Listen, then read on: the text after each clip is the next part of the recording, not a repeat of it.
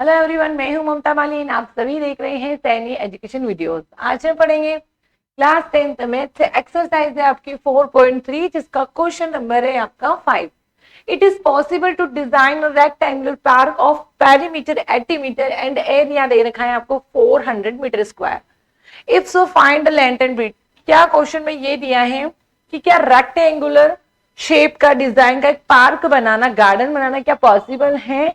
जब उन्होंने दिया कि पेरीमीटर 80 मीटर है एंड एरिया उसका 400 मीटर स्क्वायर है, अगर पॉसिबल है तो आपको लेंथ एंड ब्रेड्थ भी फाइंड करनी है। ठीक है, देखो ये क्वेश्चन है आपका चैप्टर 4 का है, क्वाड्रेटिक इक्वेशन का है, तो उसके अकॉर्डिंग आप वन वेरिएबल ले सकते हो। ठीक है, बट इस क्वेश्चन में लेंथ एंड ब्रेड्थ से रिलेटेड आपको कोई इक्वेशन नहीं दी है, तो आपको लेंथ अलग एज्यूम करना पड़ेगा, ब्रेड्थ अलग एज्यूम करनी पड़ेगी। ठीक है, क्वेश्चन स्टार्ट करते हैं।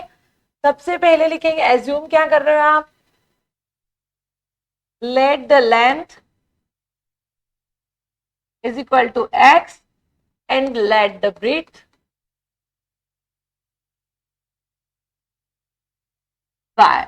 यानी कि लेंथ एक्स एंड ब्रेड्थ अगर वाई है, दिया क्या है क्वेश्चन में, पेरीमीटर जो दे रखा है वो 80 मीटर दे रखा है। तो सबसे पहले पेरीमीटर एरिया दोनों का काम कर ले। तो सबसे पहले एरिया क्या दे रखा है इन्होंने, देखो एरिया का फॉर्मूला क्या होता है, कौन से एरिया की बात हो रही है, रेक्टेंगुलर शेप की। तो रेक्टेंगुलर शेप के लिए एरिया जो होता है वो होता है आपका length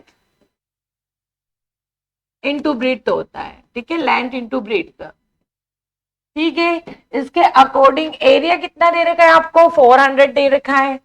400 is equal to length कितनी मेरे पास x, ब्रेड्थ कितनी है y। तो मेरे पास इक्वेशन क्या बन रही है, 400 is equal to x y. यानी कि मैं इसको सीधे फॉर्म में लिखूं तो एक्स वाई कितना मिलेगा मुझे, 400। ये हो गई आपकी पहली इक्वेशन। ठीक है, x y is equal to 400।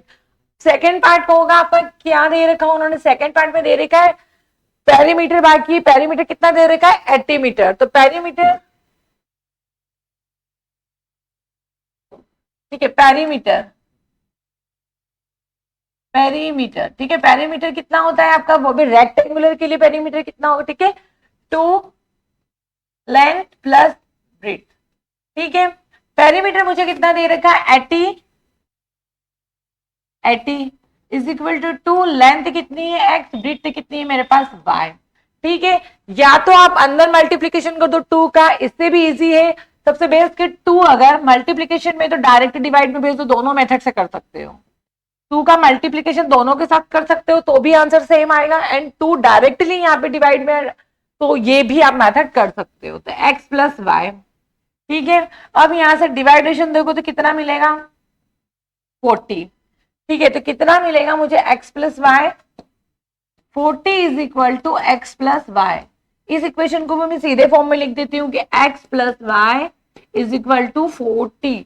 अगर x plus y is equal to 40 है, अगर मैं जैसे y की वैल्यू निकालती हूँ तो कितनी निकलेगी, y is equal to 40 minus x.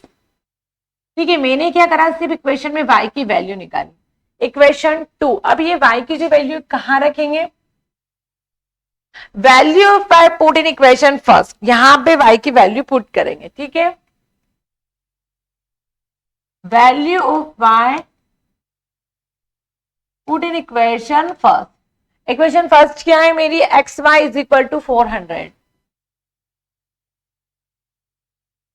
ठीक है, y की वैल्यू क्या है मेरे पास, 40 माइनस एक्स, एक्स तो ऐसा ही चलेगा, यहां पे लिखोगे आप 40 minus x is equal to 400।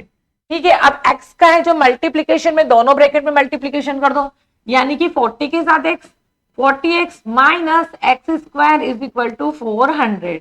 देखो अब मेरे पास क्वाड्रेटिक इक्वेशन क्या, मैं 400 को इधर लेके आऊं तो क्वाड्रेटिक इक्वेशन बन तो जाएगी, बट मुझे एक्स स्क्वायर जो प्लस में चाहिए, क्योंकि क्वाड्रेटिक इक्वेशन में जो हाईएस्ट पावर होती है एक्स स्क्वायर, वो हमेशा पॉजिटिव टर्म में आनी चाहिए। ठीक है, तो इस वाली टर्म को पूरे को उठा के मैं इक्वल के उधर ले जाऊंगी, ताकि मेरी टर्म्स ये प्लस में कन्वर्ट हो जाए।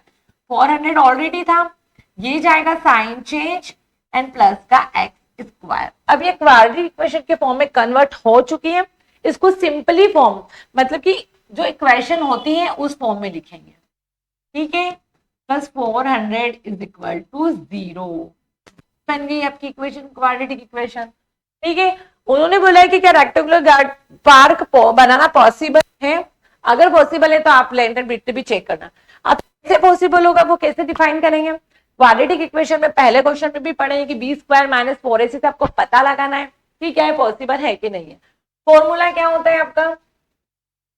बी स्क्वायर माइनस 4ac का फॉर्मूला क्या होता है कि चेक करना होता है कि क्या आंसर आएगा, पॉजिटिव आएगा, नेगेटिव आएगा या जीरो आएगा। ठीक है, आंसर चेक करते पहले। फॉर्मूला क्या होता है? देखो ये क्वाड्रेटिक इक्वेशन ए कितना है आपके पास 1, बी कितना है आपके पास -40 एंड सी कितना है आपके पास 400। ठीक है, यहां से अगर मैं बी स्क्वायर माइनस 4ac को चेक करती हूँ तो कितना आएगा मेरे पास? ठीक है, b square minus 4ac, b square यानी कि -40 4 इंटू ए कितना है मेरे पास 1 एंड सी कितना है मेरे पास 400। ठीक है, अब यहाँ पे देखो 40 -40 इंटू 40 यानी कि अगर मैं इसका डबलिंग करना है -40 इंटू -40, मल्टीप्लीकेशन में क्या होगा माइनस माइनस प्लस, एंड जो 40 का 40 के साथ मल्टीप्लीकेशन करोगे तो कितना आएगा 1600। कितना आएगा 1600 माइनस, सेम इसमें भी 4 का 1 में मल्टीप्लीकेशन 4 और 4 का 400 के साथ मल्टीप्लीकेशन करोगे तो सेम आपका कितना आएगा 1600। तो आंसर कितना आ रहा है मेरे पास 0। ठीक है, अगर 0 आंसर आता है या पॉजिटिव होता है, यहाँ पे कोई भी दूसरी टर्म होती है पॉजिटिव होती तो आपको आगे लेंथ एंड ब्रेड्थ फाइंड करनी पड़ेगी। बट अगर आंसर आपका नेगेटिव आता है तो वहां पे आपको आगे फाइंड नहीं करना है। तो मेरा आता है 0 आंसर, तो उसके अकॉर्डिंग मुझे आगे की प्रोसेस करनी पड़ेगी। उसके लिए क्या फॉर्मूला होता है? x is equal to minus b plus minus b square minus 4ac। ठीक है, फॉर्मूले में रखते हैं वैल्यू जितनी भी आपके पास है, तो x is equal to minus b की वैल्यू क्या है मेरे पास ये रही, बी की वैल्यू ऑलरेडी -40 है, फॉर्मूले में भी माइनस है तो 2 माइनस हो गए एक तरीके से, तो -40 plus minus b square minus 4ac की वैल्यू निकाल चुके हैं 0। ठीक है, अपॉन 2 इंटू 1। ठीक है, ए की वैल्यू कितनी है 1 है। अब यहाँ पे देखो माइनस माइनस प्लस, मल्टीप्लीकेशन में प्लस में हो जाता है, प्लस माइनस रूट के अंदर 0 है, कोई मतलब नहीं है 0 ही होगा, तो 40 बचेगा, नीचे कितना बचा 2। ठीक है, डिवाइडेशन दो कितना आ रहा है 20।